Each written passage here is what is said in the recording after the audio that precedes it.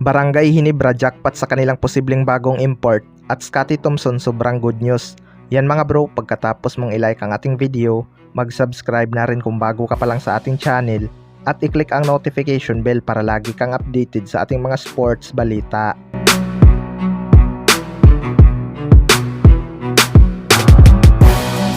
So matapos nga ang dalawang magkasunod na talo ng Barangay Hinebra mga bro, naalarma nga ang kanilang team na baka magtuloy-tuloy ito kapag hindi sila nakagawa ng paraan.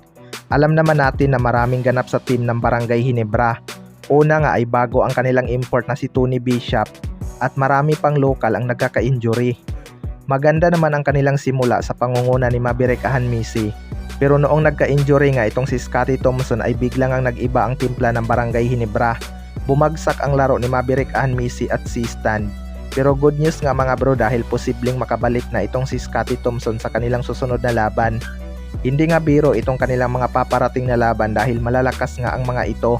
Panigurado babalik din ang kumpiyansa ng Barangay Hinebra kapag nakabalik na itong si Scottie Thompson dahil magkakaroon na ulit sila ng rebounding guard. Alam naman natin na isa itong si Scottie Thompson sa mga magagaling na guard ng Barangay Hinebra at gumagawa talaga ng mga magagandang play.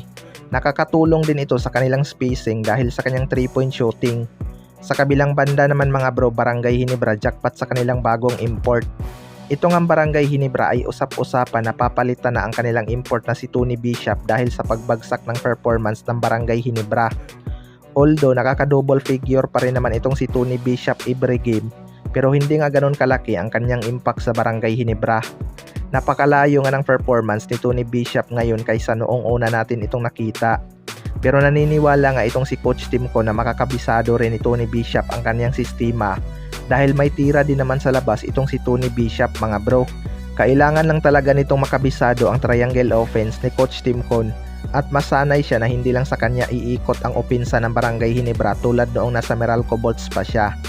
Matunog ang kapalit nito ay si Anthony Bennett, ang first overall pick sa NBA noong 2013. Well, para sa akin mga bro, jackpot nga ang Barangay Hinebra kapag nakuha nila ito bilang bagong import. Alam naman natin kung gaano kalaki ang advantage ni Anthony Bennett sa PBA. May NBA experience at malaki din ang pangangatawan. Bagay nga ito sa mga hustle play sa ilalim mga bro.